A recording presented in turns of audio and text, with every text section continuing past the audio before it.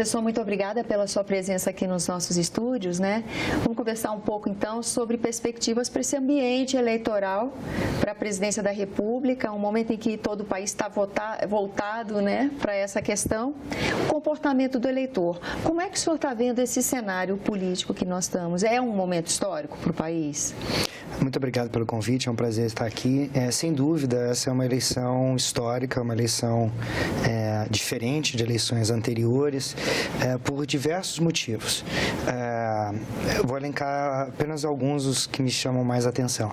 É uma eleição em que nem PSDB e nem PT estão exercendo a presidência, não é? A última em que ocorreu isso foi em 1994. Apesar do PSDB ter uma participação no governo agora, como tinha antes, não é o cabeça, não é, do Estado, não exerce a presidência. Isso é um fato novo.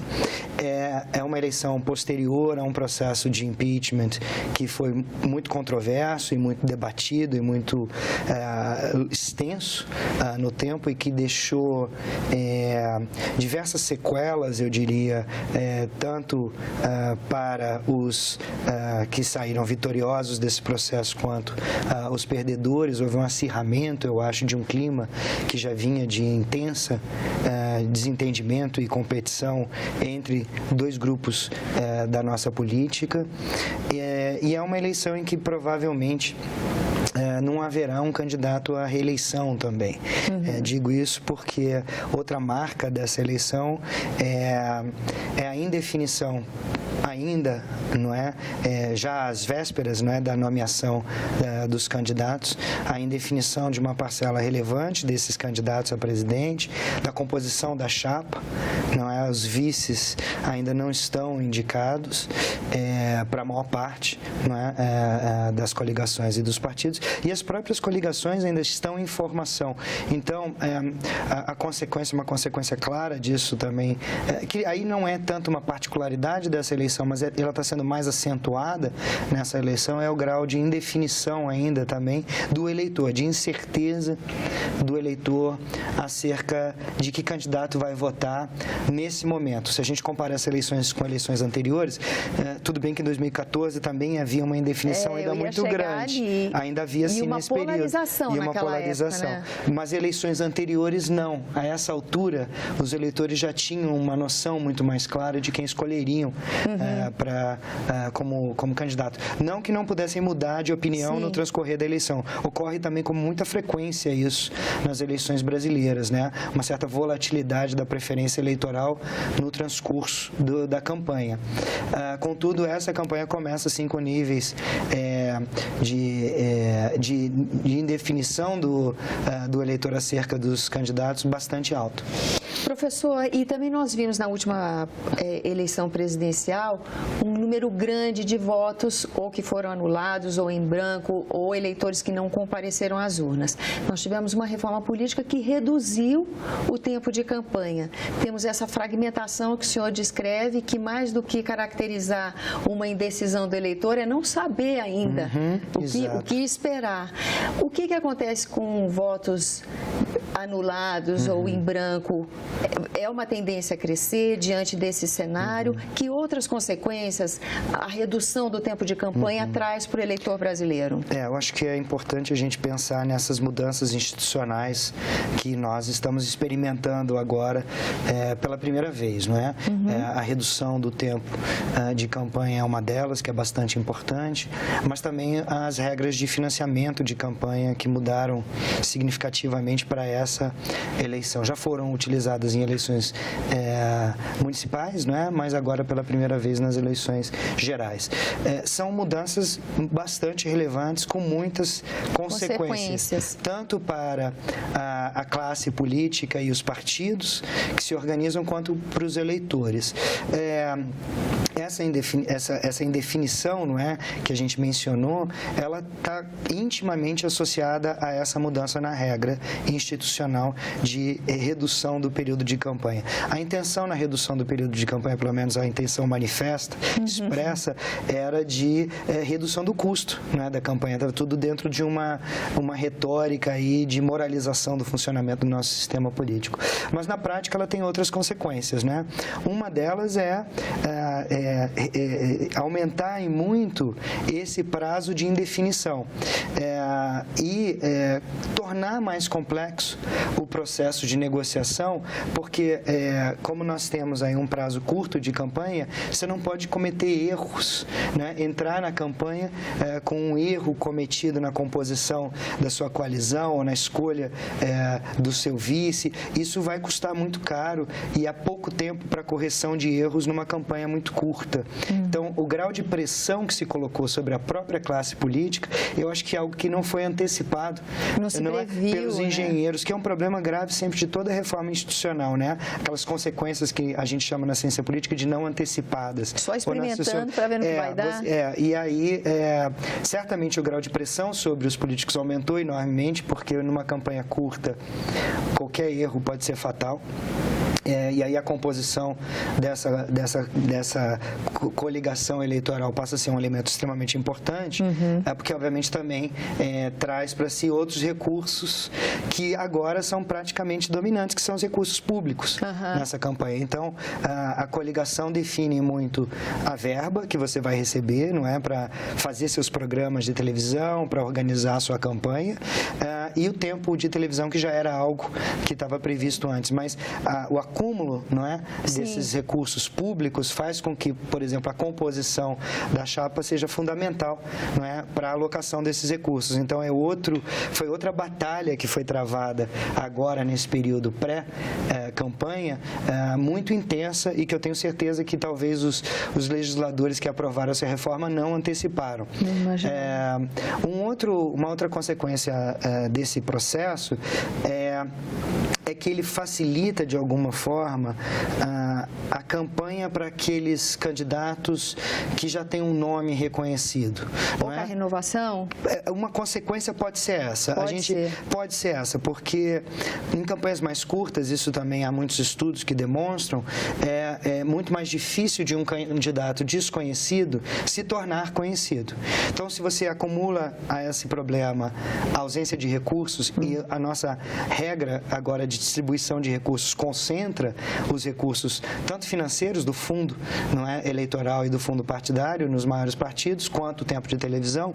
Então, quando você concentra esses recursos e, ao lado disso, encurta o tempo, você favorece muito aqueles que já têm mandato, que já são conhecidos, podem ser personalidades de fora da política, nada impede, não é? Sim. Mas facilita muito que essas pessoas ganhem a atenção, não é, do eleitor, e torna muito mais difícil para aquele que não tem recursos e para aquele que não está eleito, ou aquela que não está eleita hoje, que é mais desconhecida do público, se tornar conhecida. Então, de fato, uma consequência que a gente pode antecipar desse processo é talvez uma baixa renovação.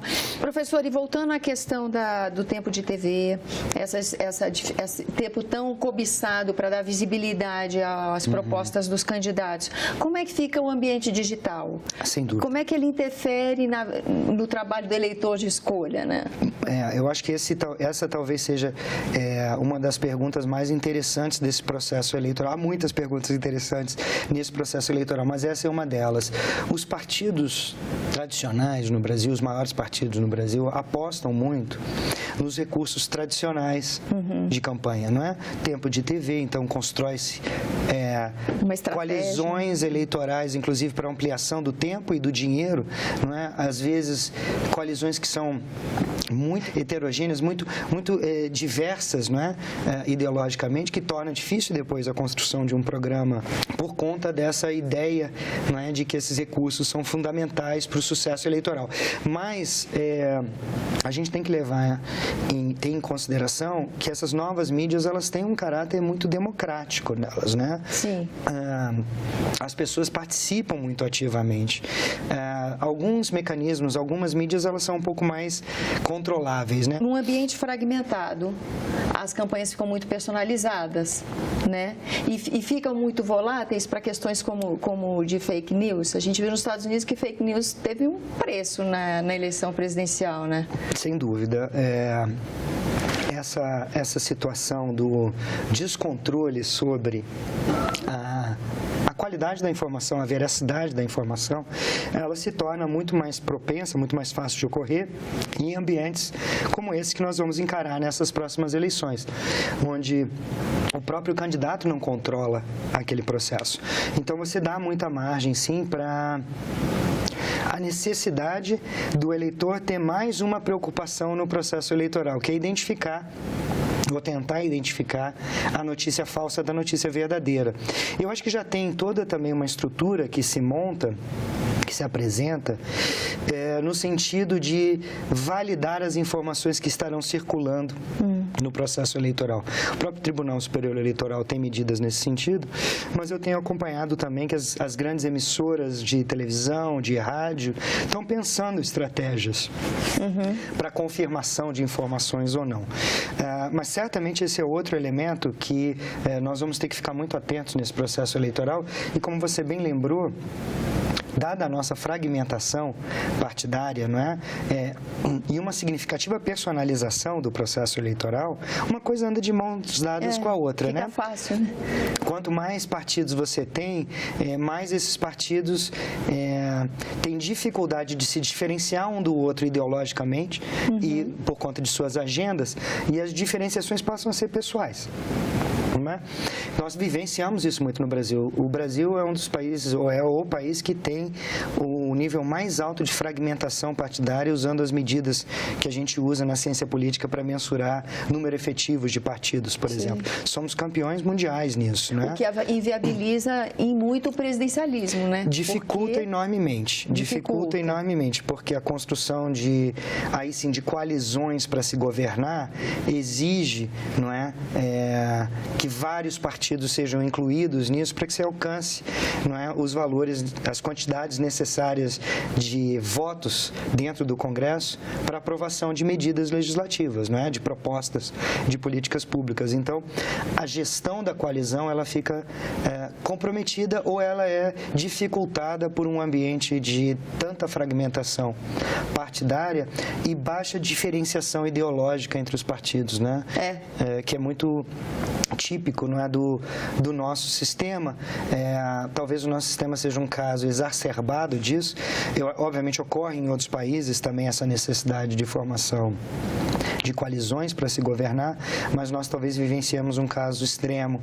E aí afeta a eleição e afeta o período entre eleições, que é um período importante também de atuação do cidadão, né? A gente está aqui focado muito nesse período eleitoral, que é chave, né? O cidadão vota, então ele é um instrumento por natureza de decisão do cidadão no processo democrático, mas há outros momentos do processo democrático em que essa participação também fica afetada e eu diria até diminuída por conta da fragmentação e por conta do eleitor ter dificuldade de acompanhar mesmo o que o parlamentar, seu representante, faz no processo decisório do país. Exato, a atuação parlamentar. E até mesmo identificar o que é responsabilidade do executivo e o que é responsabilidade do parlamento. Entendi. Não é?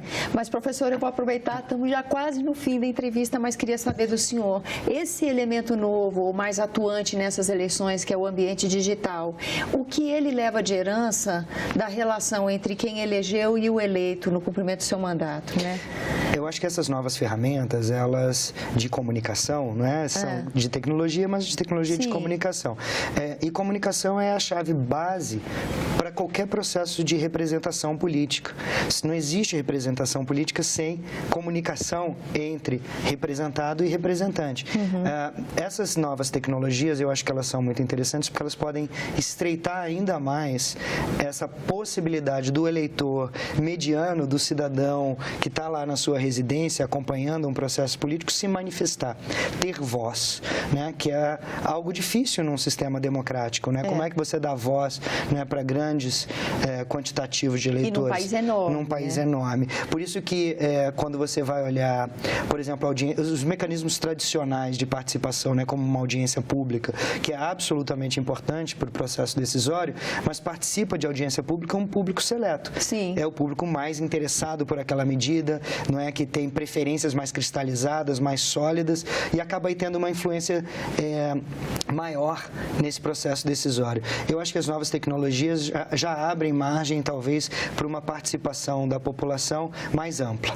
E isso envolve desde o e-mail, não é, que já está em vigência, que já alterou significativamente, eu acho, os mecanismos de comunicação, até outros em que o próprio Senado utiliza como enquetes, em que as pessoas podem participar online, né, pesquisas que sondam com a população suas preferências sobre políticas. Então, eu acho que essas novas ferramentas de tecnologia e de comunicação, elas podem ter um papel muito relevante no estreitamento da relação entre representado e representante. Eu agradeço a sua presença aqui conosco, professor. É um prazer todo meu. Muito obrigado.